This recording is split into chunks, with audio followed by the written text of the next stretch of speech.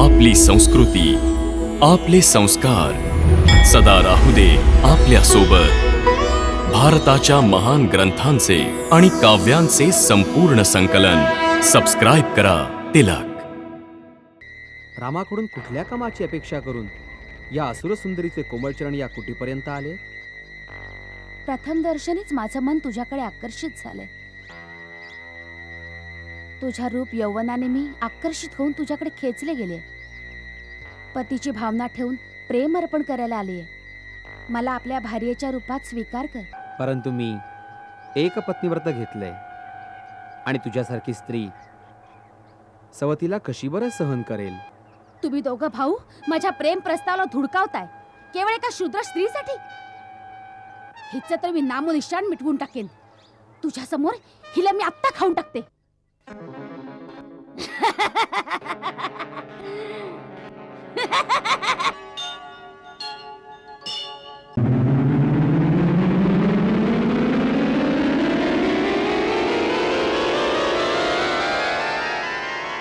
शूर्पणखा व्याकुल भई खो बैठी चित चैन.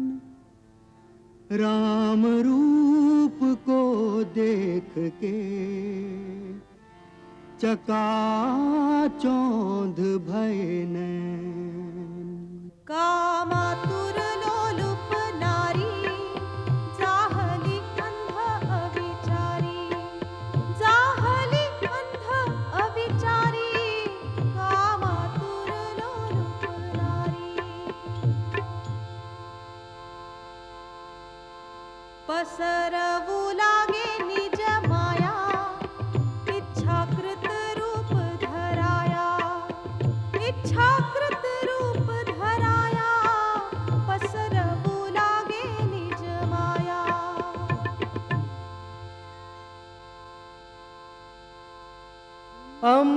अंबरातुनी भूवरी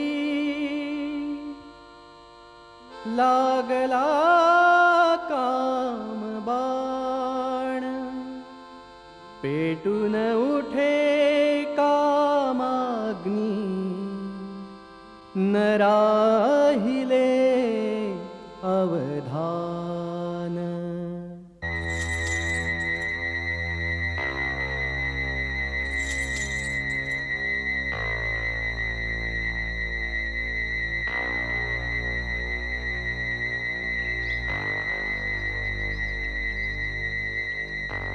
नमस्कार देवी.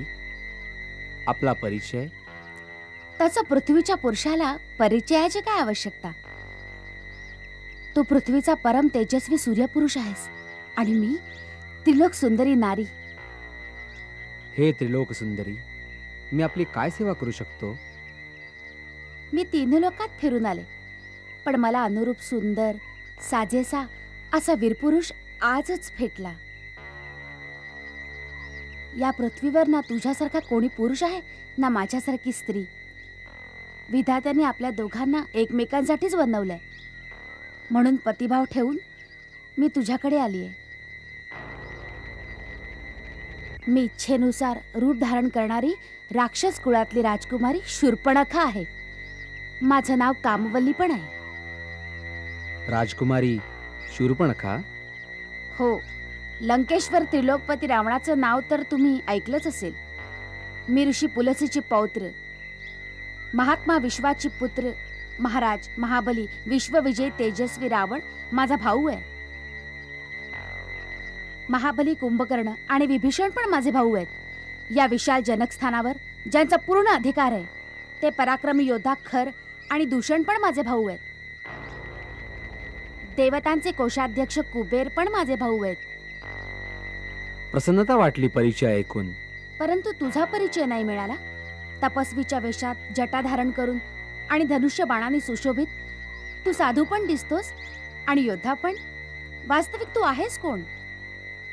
देवी, देवता समान पराक्रमी आणि परमधर्मात्मा महाराज दशरथांचं नाव तर ऐकलंच असेल. मी त्याच अयोध्या नरेश दशरथांचा पुत्र राम. राम. रामाकडून कुठल्या कामाची अपेक्षा करून या असुरसुंदरीचे कोमलचरण या कुटीपर्यंत आले? प्रथम दर्शनीच माझं मन तुझ्याकडे आकर्षित झालंय. तुझ्या रूप यौवनाने मी आकर्षित होऊन तुझ्याकडे खेचले गेले. पतीची भावना ठेवून प्रेम अर्पण करायला आलीये. मला आपल्या भार्येच्या रूपात स्वीकार कर. या पृथ्वीवर तुझ्यासारखा पुरुष नाही आणि माझ्यासारखी स्त्री. आपला संयोग अजोड असेल. आदरणीय असुर बाले, हे भद्रे, काय तू माझी परीक्षा घ्यायला आली आहेस? नाही वीरपुरुषा, मी आत्मसमर्पण करायला आली. तुझ्या सुंदर साजेशा रूपाने मला आपल्या स्वप्नांचा स्वर्ग मिळालाय. माझ्याशी गांधर्व विवाह कर.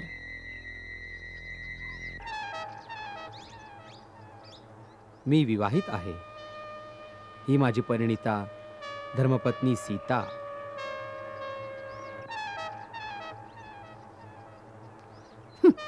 काय ठेवले या सुक्या सडसडीत कटपुतळ्या शूद्र मानवी स्त्रीमध्ये? हिला तर मी आत्ताच खाऊन टाकेन. त्यानंतर तू दंडकारण्याचा राजा बन आणि मी तुझी प्राणप्रिय राणी. हा, आणि जर तुला हिची दया येत असेल तर ही पण पडून राहील आपली दासी बनून. आमच्या वंश प्रदेशात एक नाही अनेक विवाह करू शकतात. परंतु मी एक पत्नीव्रत घेतलंय आणि तुझ्यासारखी स्त्री सवतीला कशी बरं सहन करेल?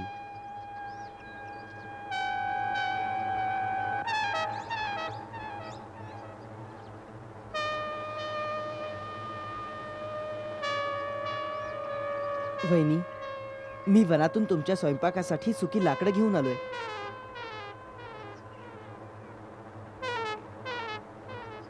हा कोण आहे? तुझ्यासारखाच सुंदर आणि सालस. हा माझा छोटा भाऊ लक्ष्मण आहे. एकटा आहे? हो, वनात तरी एकटाच आहे. मग ठीक आहे, मी याच्यासमोर विवाहाचा प्रस्ताव मांडते. तू स्वच्छंदी विचार करणारी स्त्री आहेस.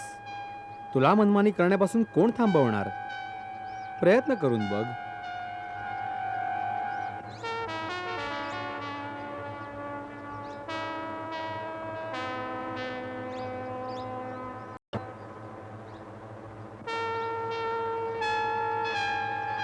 काय हो लक्ष्मण, एकटेच आहात? सांगा, तुम्हाला कोणती समस्या आहे?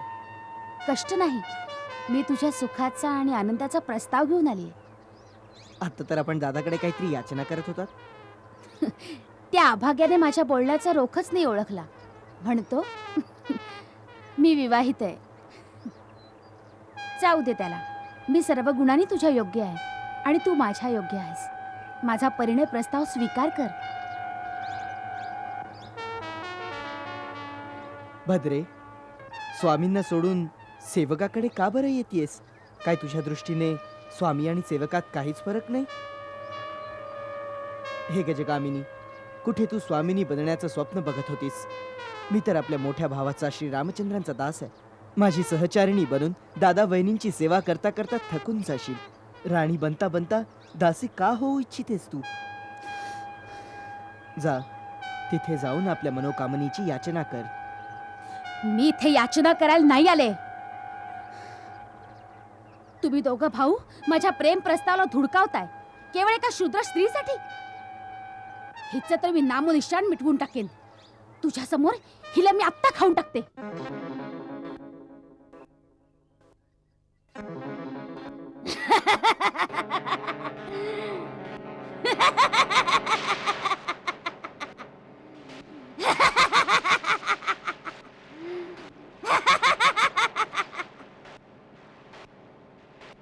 लक्ष्मणा, तुझ्या या कच्च्या काकडीला मी आत्ता खाऊन टाकते. तेव्हाच तू माझ्याशी विवाह करशील.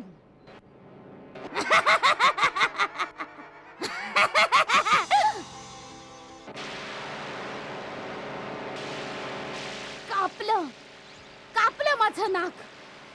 ह्या दंडकारण्यात जर तुम्हा दोघांची चिता नाही रचली तर माझं नाव शूर्पणखा नाही.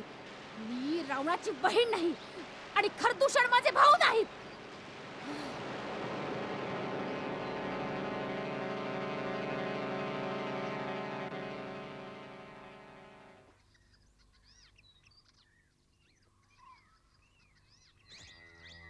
बिचारी अबला भला म्हणा दादा. तरी पण चांगलं नाही झालं. वाईट काय झालं? स्त्री होती. दुराचारिणी दुष्ट होती. महर्षी विश्वामित्रांनी सुद्धा तारकावध आदेशाच्या वेळेस हेच सांगितलं होतं.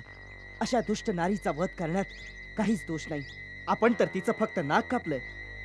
एक लज्जाहीन बाई जेव्हा कामातूर होते तेव्हा तिच्यासारखं भयानक कोणीही नसतं. ती तिरस्काराने आपला आणि दुसऱ्यांचा सर्वनाश करू शकते.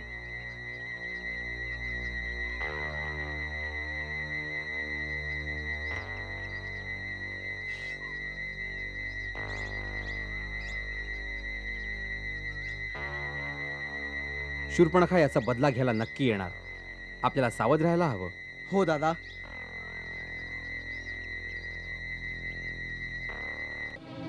न्याय करा, न्याय करा राजा, खर न्याय करा. तुमच्या राज्यात एका आबलेवर अत्याचार झालाय. हे काय असं घोर कृत्य, असा अत्याचार कोणी केला? या दंडकारण्यात कोणाचं एवढं धाडस की आमच्या बहिणीचा अपमान करावा? तो जो कोणी असेल, देव असुर, त्यानं तुझ्यावर हात उचलून आपल्या मृत्यूला ललकारलंय. त्या अभाग्याचं नाव सांग शूर्पणखे. राम आणि लक्ष्मण. राम आणि लक्ष्मण? हो, राम आणि लक्ष्मण दोघं भाऊ अयोध्येचा राजा दशरथाचे पुत्र आहेत, जे मुनीचा वेश धारण करून एका सुंदर स्त्री बरोबर गोदावरी नदीच्या किनारी राहायला आलेत. ज्यांनी मला एकटीला पाहून माझे असे वाईट हाल केलेत. जर तू माझा खरा भाऊ असशील तर माझ्या अपमानाचा बदला घे. माझ्या छाया खावाला त्यांच्या रक्ताने धुतलं गेलं पाहिजे, तेव्हाच माझ्या मनाला शांती मिळेल. दोन मानवी कुमारांचं एवढं धाडस? धर्तीवर रांगणारा माणूस असूनही एका राक्षस कन्येवर हात उचलण्याची हिम्मत? महाबद्धूषण, दंडकारण्याचा गुप्त समाचार ठेवणारे इतर वीर कंपन, तो कोण आहे ज्याला महाबली वीर खराची भीती नाही? राजन, मला वाटतं हे दोघं तेच अयोध्येचे दोन राजकुमार असतील जे देशातून बाहेर काढल्यामुळे वनामध्ये दरदर भटकत आहेत. दंडकारण्याच्या आतल्या भागातून सतत मला बातम्या येत आहेत की दोन क्षत्रिय राजकुमार तपवनातील ऋषींची रक्षा करत आहेत. जो राक्षस तिथे येतो त्यांना ते मारून टाकतात असं ऐकलंय. त्यांच्यामुळेच राक्षसांनी तपवनातील ऋषींची शिकार करणं सोडून दिलंय. आम्हाला आधी सूचना का नाही दिली? कारण हे सगळं आमच्या राक्षस राज्य सीमेबाहेर चाललं होतं. त्यामुळे आम्ही आर्य ऋषींच्या हद्दीत जाणं योग्य नाही समजलं. असं ऐकलंय फारच अद्भुत वीर आहे ते दोघं. काही दिवसांपूर्वी विराट राक्षसाचा जो वध झाला होता तो त्यांनीच केला होता. महाबली विराजला मारलं? फार आश्चर्याची गोष्ट आहे. त्यामुळेच त्यांचं मनोधैर्य वाढलेलं आहे आणि ते राक्षसांच्या सीमेवरती येऊन राहायला लागलेले आहेत. अर्थात आम्हाला आव्हान देत आहेत ते. म्हणूनच त्यांनी आमच्या बहिणीचा अपमान केलाय. त्यांना आमची पण भीती नाही. नाही दादा, मी किती वेळा सांगितलं की मी राजा खराची बहीण आहे, पण त्यांनी माझं काहीच नाही ऐकलं आणि तुमचा उपहास केला दादा. परंतु तू तिथे काय करायला गेली होतीस? मी बघितलं त्यांच्या बरोबर जी स्त्री होती ती अति सुंदर होती. तिन्ही लोकात अशी सुंदर स्त्री कोणीच नसेल. मला वाटलं मोठा भाऊ महाराज रावणासाठी यापेक्षा सुंदर उपहार काय असेल. पण ते दोघं लांडग्याप्रमाणे माझ्यावर भडकून उठले. हा त्यांचा शेवटचा उद्रेक होता ताई. आम्ही आजच त्यांना यमलोकी पोहोचवणार. भूषण, आमचा रथ मागव. आम्ही आत्ताच जाणार. महाराज, केवळ दोन पुरुषांना मारण्यासाठी आपण स्वतः जाणार? ते तर असं वाटेल जसं हत्ती एका मुंगीला मारण्यासाठी जातोय. मी आजच आपल्या दरबारातील 14 राक्षसांना पाठवून त्यांना मारून आपल्या दरबारात उपस्थित करतो. ठीक आहे कालभट. आपल्या त्या 14 राक्षसांना सांग की ते पंचवटीची ती कुटी पार उधळून लावतील. त्या दोघांना जिवंत अथवा मृत कोणत्याही अवस्थेत आणून शूर्पणखा ताईच्या चरणाशी टाका आणि त्यांच्या सुंदर स्त्रीला आमच्या समोर उपस्थित करा. शूर्पणखा, तू जाऊन या सगळ्यांना पत्ता सांग. जा जा.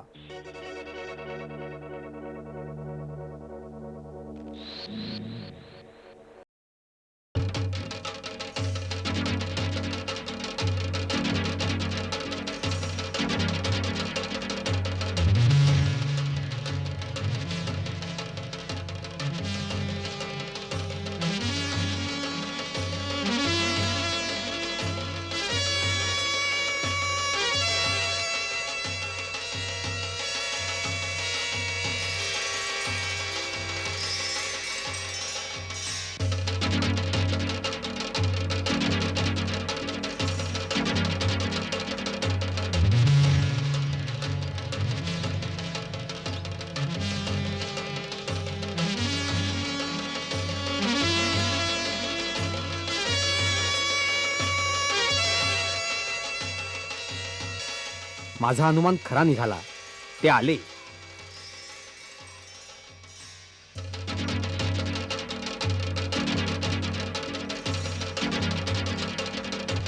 जंगस्थानाचे राजा श्रीमान खरांनी तुला दंड देण्यासाठी आम्हाला पाठवलं आहे आणि ही आज्ञा दिली आहे की जी सुंदर स्त्री तुझ्या बरोबर आली आहे तिला त्यांच्या सेवेत उपस्थित केलं पाहिजे. बर. तू जर का त्यांना शरण गेलास तर असंही होईल, तुला ते दया दाखवून सोडून देतील. अतिउत्तम. 14 राक्षस बाण एक लढणारा एक बघुनी आवेश रामाचा हरपले बल बुद्धी विवेक.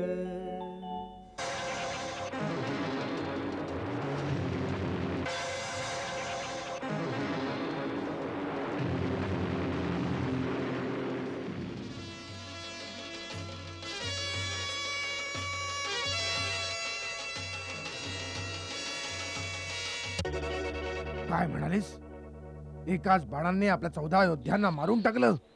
हो दादा, त्याने एकच बाण असा चालवला की एका क्षणात 14च्या 14 मस्तक धडापासून वेगळी झाली. असं वाटतंय त्यांनी पण थोडीफार मायावी विद्या शिकलेली आहे. आम्हाला स्वतःलाच जावं लागेल. दूषण, आपल्या निवडक सैनिकांना तयार कर. आम्ही स्वतः जाणार आहोत.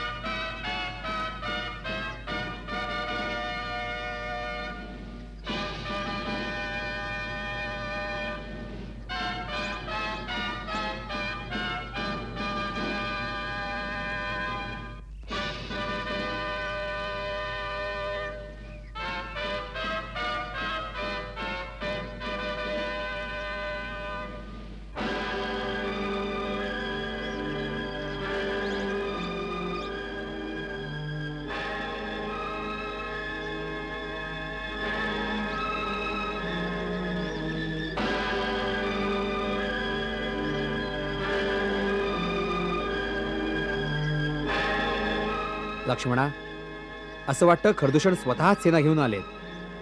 मी स्वतः जाऊन त्यांना रस्त्यात थांबवतो. तू इथेच थांब. दादा, मी पण येतो. नाही लक्ष्मणा, आपण दोघेही जर गेलो तर ते क्रूर राक्षस सीतेला एकटे बघून आक्रमण करतील. तू इथेच सावध राहून सीतेचं रक्षण कर. मी एकटाच त्यांच्याशी लढतो. माझी चिंता करू नकोस. मला तुमची चिंता नाहीये दादा. मी तर हे म्हणत होतो की त्यांच्याशी मी एकटाच लढीन. अवश्य लढू शकतोस, पण यावेळेस तू इथेच थांब.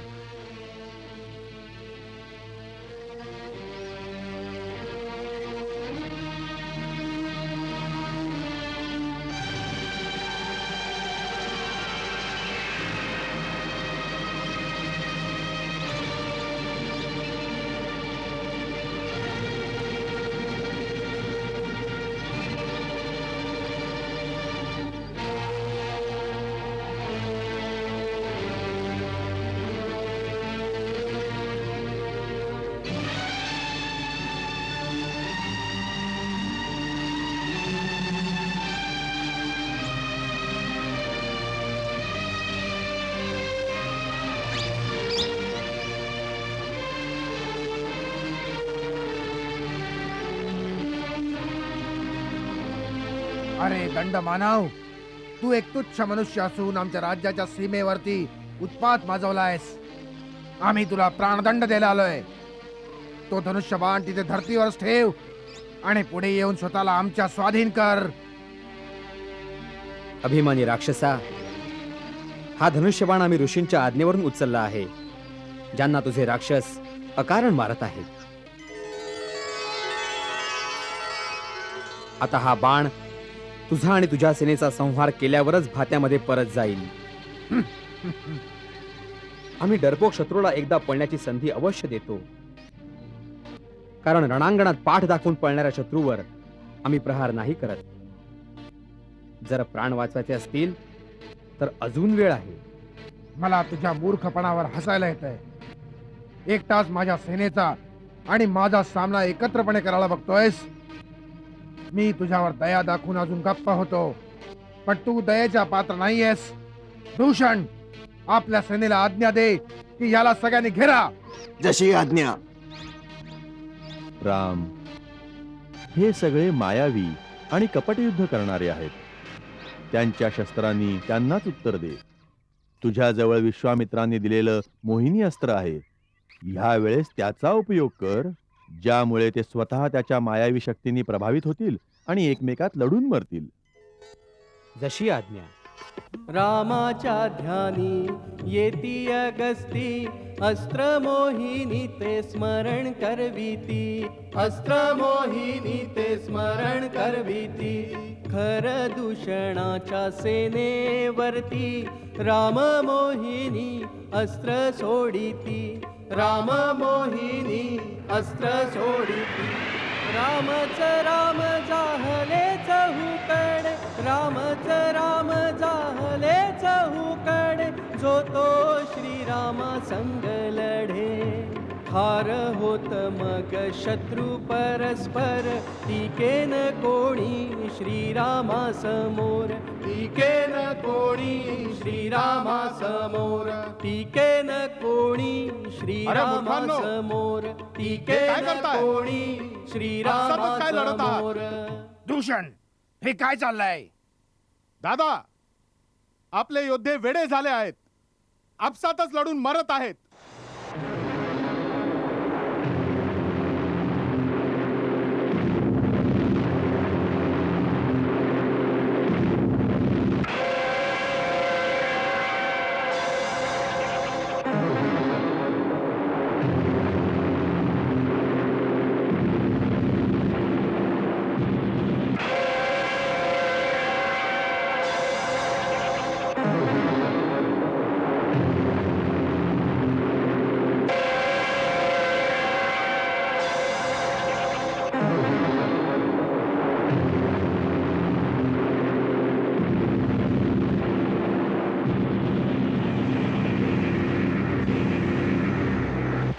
पण कोणी मायावी आहे. याने मोहिनी अस्त्राचा प्रयोग करून आपल्या सेनेला भ्रमित केलंय.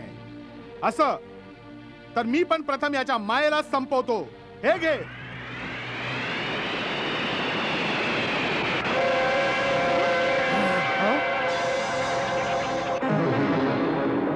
असं तर वाचव स्वतःला.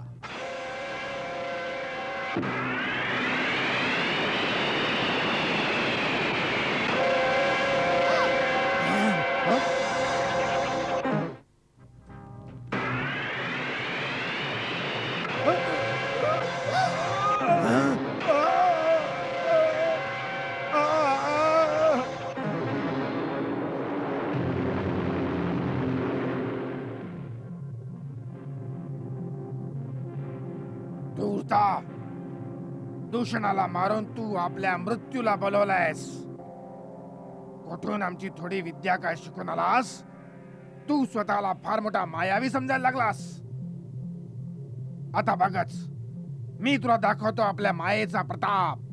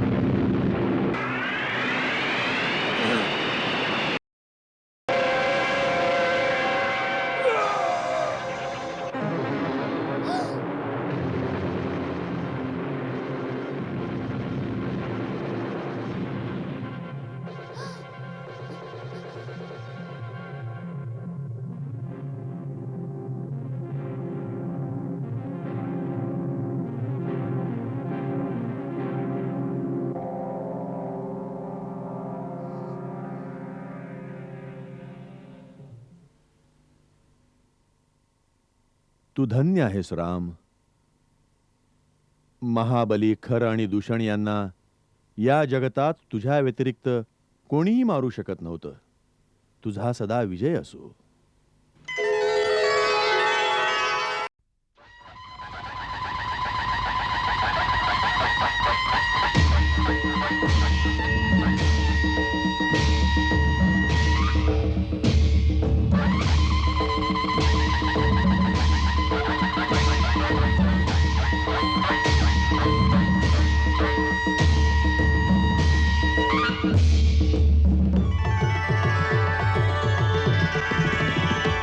अभिनंदन अभिनंदन अभिनंदन अभिनंदन.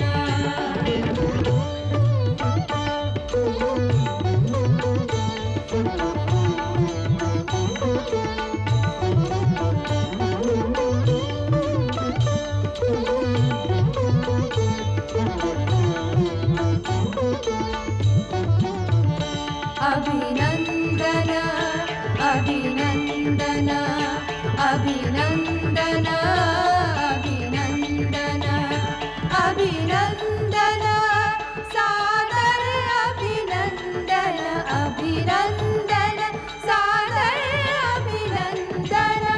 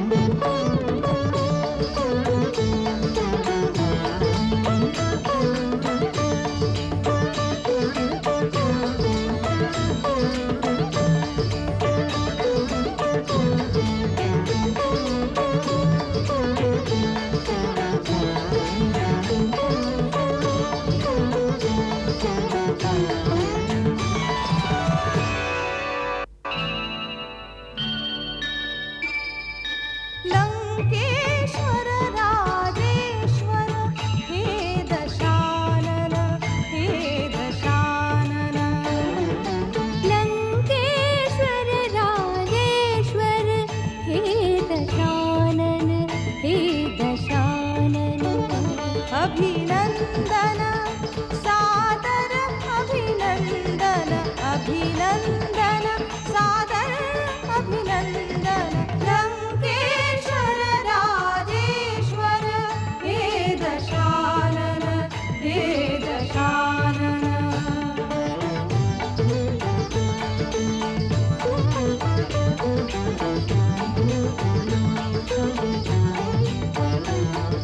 पुनत्स्य ऋषींचे वंशज विश्रवाचे आत्मज. दंडकेसकी माता गिरिजा समजगन्नाथा. भाष्यकार वेदांचे ज्ञाता सर्व शास्त्रांचे.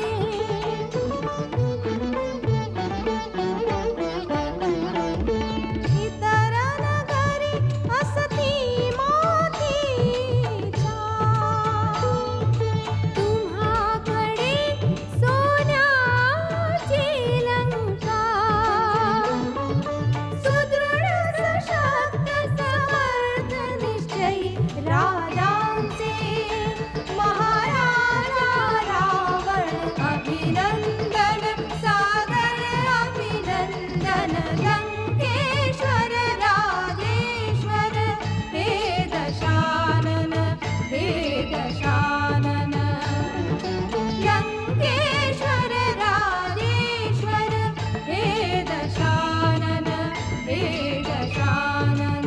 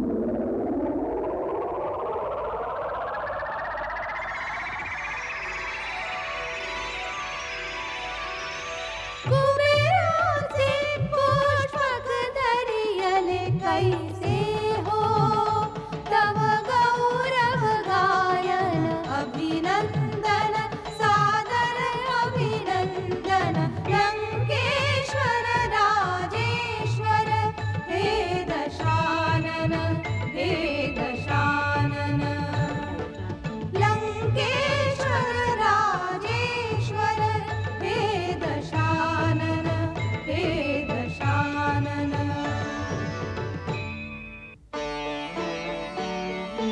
एक दिन शिवा प्रसन्न करू गेले, प्रसन्न करू गेले. गिरी कैलासा उचलू लागले, कैलासा उचलू लागले. गिरी कैलासा उचलू लागले, कैलासा उचलू लागले.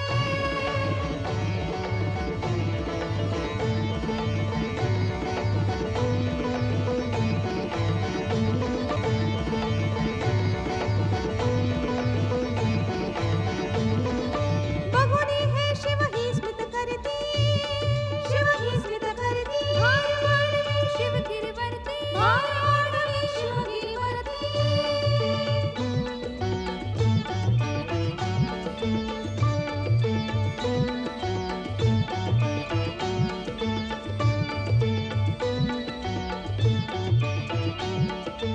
धैर्य धर नसे धैर्य सोडिसी, रचन शिव स्तोत्र वंदन करिसी.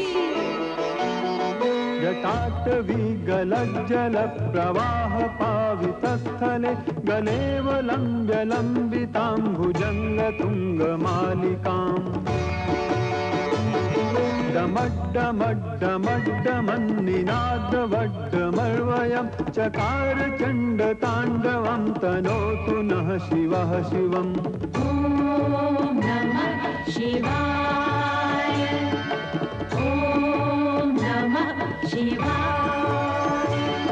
जटाकटाह सम्भ्रमभ्रमन्निलिम्प निर्झरि विलोलवीचि वल्लरी विराजमानमूर्धनि.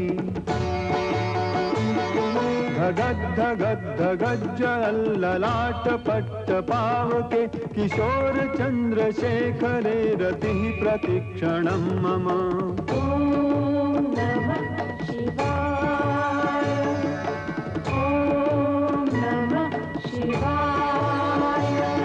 अखर्व सर्वमङ्गला कला कदम्ब मञ्जरी रसप्रवाह माधुरी विजृम्भणा मधुव्रतम्. स्मरान्तकं पुरान्तकं भवान्तकं मखान्तकं गजान्तकान्धकान्तकं तमन्तकान्तकं भजे.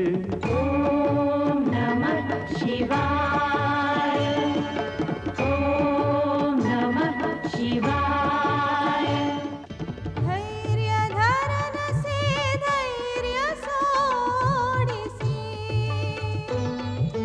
रचुनी शिव स्तोत्र वंदन करिसी. शिवाकडून वांछित फळ मिळविले, जय जयकार करे तव त्रिभुवन. जय जयकार करे तव त्रिभुवन. लंकेश्वर राजेश्वर हे दशानन हे दशानन. लंकेश्वर राजेश्वर हे दशानन हे दशानन.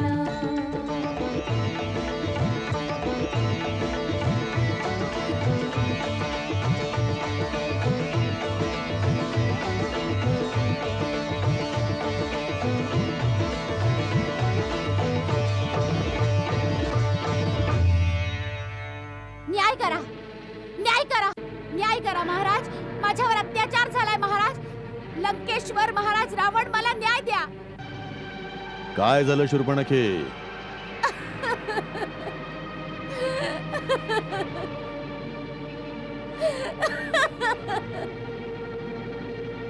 ही काय गत झाली आहे तुझी? तुझ्या नाकावर हा घाव कसला? हा घाव नाहीये, तलवारीनं केलेला प्रहार आहे. काय? तलवारीने प्रहार? हो दादा, हे शूर्पणखेचं नाक नाही कापलंय, हे लंकेश्वर महाराज रावण याचं नाक कापलंय. आपण इकडे नाच गाण्यात दंग आहात, तिथं शत्रूनं आपल्या सीमेवर आक्रमण करून आपल्या अग्रिम छावणीला उद्ध्वस्त केलंय. छावणीला उद्ध्वस्त केले. मग जनस्थानात बसलेले खरदूषण काय करत होते? खरदूषण युद्धात मारले गेले आहेत. त्यांना मारणं तर काळाला पण असंभव होतं. कुणी केलं हे दुस्साहस? एका मानवानं. एका मानवानं? असंभव. खर आणि दूषण ही दोघं शक्ती, बल आणि पराक्रमात आमच्यापेक्षा जराही कमी नाहीत. एका मानवाने त्यांना ठार केलं. या वार्तेवर आमचा कदापि विश्वास बसत नाही. अकंपन, तुम्ही चुप का असे? शूर्पणखा जे सांगते ते सत्य आहे? होय, हे सत्य आहे महाराज. याचा अर्थ आहे हे सगळं देवतांचं षडयंत्र आहे. एका मानवाची आड घेऊन त्यांनी आमच्या सीमेवर आक्रमण केलं. कोणकोणते देव होते त्यांच्या बरोबर? इंद्र अवश्य असेल. बोल, कोणते देव त्यांची सहायता करायला आले होते? पिताश्री, या देवांची उद्धारणा करून बरेच दिवस झालेत. ते त्रिलोक विजयी लंकेश्वराची शक्ती विसरले की काय? काय ते हे विसरले की मेघनाथला इंद्रजित का म्हणतात? आज्ञा करा पिताश्री, त्या सगळ्या देवतांना बांधून या सभेत उपस्थित करेन. त्यांनी षडयंत्र रचण्याचा उचित दंड दिला जावा. नाही युवराज इंद्रजित, त्या मानवाबरोबर कोणीही देवता नव्हते.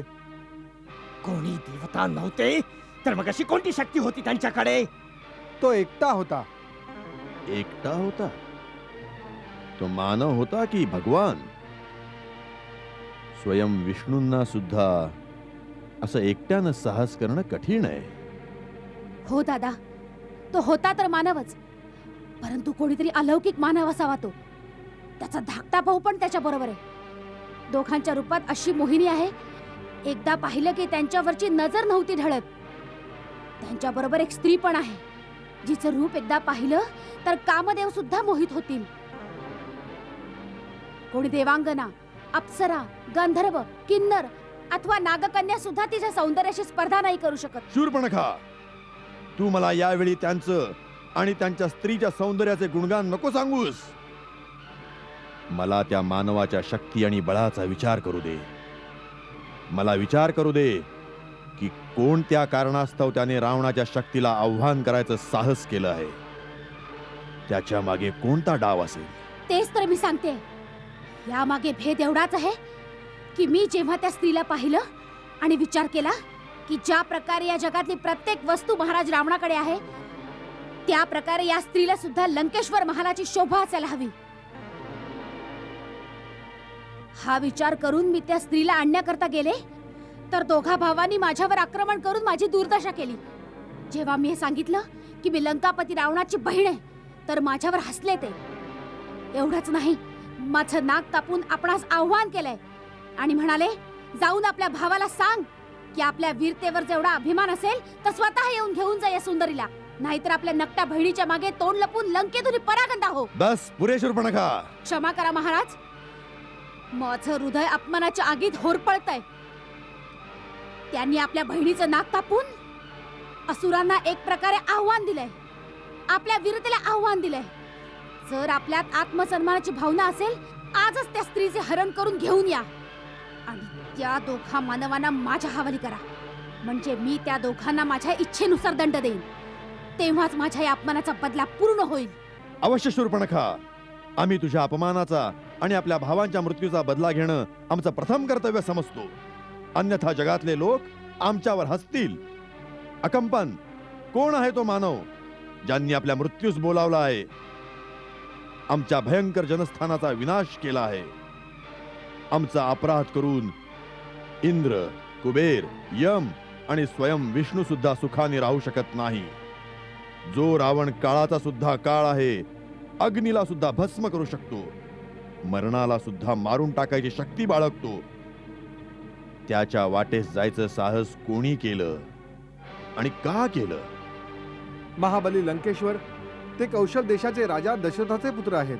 राम आणि लक्ष्मण ते फारच यशस्वी आणि तेजस्वी योद्धे सुद्धा आहेत. त्यांच्या बळाची आणि पराक्रमाची कोणतीही तुलना नाही. साऱ्या विश्वातल्या धनुर्धरांमध्ये ते सर्वश्रेष्ठ गणले जातात. त्यांना दिव्यास्त्रांच्या प्रयोगाचं पूर्ण ज्ञान आहे. असं वाटतं की समस्त ऋषींनी आणि समस्त देवतांनी सिद्ध केलेल्या दिव्यास्त्रांवर त्यांचा पूर्ण अधिकार आहे. ते युद्ध कौशल्यात देखील प्रवीण आहेत. त्याच कारणाने युद्ध झालं तेव्हा एकट्या रामाच्या हाती परमवीर खर आणि दूषण वीरगतीस प्राप्त झाले. ते मायावी विद्येत सुद्धा परिपूर्ण आहेत आणि त्याचमुळे जेव्हा आपलं राक्षस सैन्य भयभीत होऊन चारही दिशांना धावू लागले तेव्हा आपल्या राक्षसी सैन्यासमोर त्यांना श्रीराम उभा असलेला दिसू लागला. त्यांच्या मोहिनी अस्त्राच्या मायेनेच आपले राक्षस सैनिक एक दुसऱ्याला राम समजून आपापसात लढून ठार झाले. ते एवढे वीर होते तर त्यांची वृत्ती धर्माविरुद्ध नक्कीच नसेल. मग त्यांनी विनाकारण आमच्या जनस्थानावर आक्रमण करून त्याचा विनाश का केला? महामना, आक्रमण त्यांनी नाही केलं. आक्रमण तर आपल्या सेनेनं त्यांच्यावर केलं होतं. आमच्या सेनेने त्यांच्यावर आक्रमण केलं आणि हारले, यात त्यांचा काहीच दोष नाही. आणि यापूर्वीही त्यांनी असा कोणताच अपराध नव्हता केला. माझ्या मते त्यांच्यावर आक्रमण करणं अनुचित होतं. विभीषणजी, आपण हे पण लक्षात घ्यावं, गेल्या काही वर्षांपासून या दोन्ही राजकुमारांनी दंडकारण्यामध्ये ऋषी आणि मुनींच्या रक्षेचं उत्तरदायित्व आपल्याकडे घेतलं होतं. त्यांच्या आश्रयाने ऋषी आणि मुनी वनात निर्भय होऊन विचरण करू लागले होते. त्यांची अशी कृती बघून असंच वाटतं की ते पृथ्वीला राक्षसविहीन करून टाकतील. त्यांनी विराट सारख्या बऱ्याच बलवान राक्षसांना सुद्धा ठार केलं आहे, जे आपल्या आहाराच्या शोधात तपोवनात जाऊन ऋषी मुनींचं भक्षण करून जगत होते. या दोषाकरता ते अवश्यच दंडास पात्र आहेत. खरदूषणाने त्यांच्यावर आक्रमण करून अगदी उचित केलं होतं. हे केवळ आवेशात बोलतात युवराज इंद्रजित. बुद्धीचा तर्क याचा विपरीत आहे. सर्वात प्रथम हे की त्यांनी आपल्या सीमेतच आपल्या प्रजेचं रक्षण केलं, याचा त्यांना पूर्ण अधिकार होता. दुसरं, ज्यांच्या शौर्याची कीर्ती आम्ही आधीच ऐकत आलो आहोत, त्यांच्या बळाचा संपूर्ण विचार न करता आमच्या सेनापती खर आणि दूषणनी केवळ एका स्त्रीनं भडकवल्यामुळे धावा बोलून आपल्या सेनेचा पूर्ण नाश केला. याहून मोठी चूक ती काय असू शकते? विभीषण भावा, तू हातात बांगड्या भरून बसून राहा, मग तर्क करत राहा. असे ज्याच्या बहिणीची अशी दुर्दशा होते आणि तो नीती अनितीचा विचार करतोय, अशी संस्कृती कोणा वीर जातीची कदापि असू शकत नाही. आंधळी वीरता कोणत्याच कामाची नसते. अंतिमता नीती आणि धर्माचाच विजय होत असतो. विभीषण, वीर पुरुष आपल्या मान सन्मानात जगत असतो. मी तुझ्यासारखा भयशंकित कधीच राहणार नाही की असं झालं तर तसं झालं तर. आमची राक्षस जात सर्वोत्तम आहे. कोणा मानवास या उत्तम जातीवर हात उचलायचं धाडस होण्याआधीच आम्ही त्याचा हात छाटून टाकू. आणि त्यांनी तर आमच्या बहिणीला अपमानित केलेलं आहे. आम्ही याच समयी त्यांच्यावर आक्रमण करून बदला घेऊ. त्यांच्या स्त्रीला आमची राणी बनवू आणि त्या दोन्ही वनवासियांचे तुकडे तुकडे करून आमच्या राक्षसात वाटून टाकू. माझ्या चुकीबद्दल क्षमा असावी महाराज. माझ्या विचारानुसार आपण त्यांच्यावर सरळ आक्रमण करणं उचित होणार नाही. दोन मानवीय राजकुमारांची स्वतः लंकापती रावणाने युद्ध करणं हे त्यांच्या मर्यादेच्या अनुकूल होणार नाही महाराज. परंतु जेव्हा ते खर आणि दूषणासारख्या पराक्रमींचा सेनेसहित संहार करू शकतात, तेव्हा स्वयं रावणाचं जाणं उचित होईल. महाराज, जरी त्या दोन मानवांना आपण जिंकलं तरी यात आपला कोणता मान होईल? आणि जर का त्या दोघांनी खर दूषणाप्रमाणेच आपलं कोणत्याही प्रकारे नुकसान केलं तर लंकेश्वरांच्या कीर्तीस कलंक लागेल. माझं ऐकाल तर कपट खेळून त्यांच्या स्त्रीचं हरण करावं. राम आपल्या सीतेवरती अत्याधिक प्रेम करतो महाराज. तिचं हरण झाल्यानंतर तिच्या दुःखानं तो तसाच अर्धमेला होऊन जाईल. नंतर मग आपला कोणताही सेवक त्यांची जीवनलीला समाप्त करू शकतो महाराज. महाराज, सेनापती अकंपनाचा मुद्दा विचार करण्याजोगा आहे. परंतु हे नीतीविरुद्ध आहे. काही नीतीविरुद्ध नाही आहे. लंकेश्वर, त्या उर्मट वनवासींनी आपल्या बहिणीवर आघात केला आहे. एका स्त्रीवर शस्त्रप्रहार केला आहे. आपणही प्रतिघात करा. त्यांच्या स्त्रीचे मान मर्दन करून आपल्या बहिणीचा बदला घ्या दादा. होय महाराज, ज्या प्रकारे नागाचा मणी हिसकावल्यानंतर नाग तडफडून तडफडून मरतो, त्याच प्रकारे स्त्रीचं अपहरण झाल्यावरती तो तिच्या विरहामुळे मरेल, लाजेमुळे मरेल आणि संतापाने मरेल. निश्चितच हा सल्ला आम्हाला विचार करण्यायोग्य वाटतो. कपटाने, बळाने, कौशल्याने सीतेला त्याच्यापासून दूर करा दादा. जेव्हा त्याचं गर्व हरण होईल तेव्हाच माझं काळ शांत होईल. होईल, हेच होईल भगिनी, हेच होईल. जर त्यांच्याशी युद्ध करणं आपल्या प्रतिष्ठेच्या विरुद्ध आहे तर काय चोरी करून आपली प्रतिष्ठा वाढेल महाराज? लंकेश्वर, माझे परम आदरणीय ज्येष्ठ भ्राता, आपण परमज्ञानी विद्वान आहात, परम तेजोमय तपस्वी आहात, पांडित्याची पराकाष्ठा आहात, परम उच्च ब्राह्मण कुळात जन्म घेऊनही पराक्रमी क्षत्रियाप्रमाणे शौर्याची कीर्ती स्थापित केली आहे. क्षणिक उद्वेगात आपल्या उज्ज्वल कीर्तीला कलंकित नका करू महाराज. आपण जी शक्ती प्राप्त केली आहे ती धर्मजडीत तपश्चर्येने प्राप्त केली. अधर्माच्या मार्गावर जाऊन त्याला क्षीण नका करू. धर्म आणि अधर्माचा विचार शक्तिहीन करतात बिभीषण. शक्तिशाली करतात तोच धर्म असतो. परंतु बस, या समयी आम्हाला कोणताही तर्क ऐकायचा नाही. आपण सर्वांनी जे सांगितलं त्यावर विचार करून स्वयं उचित निर्णय घेऊ.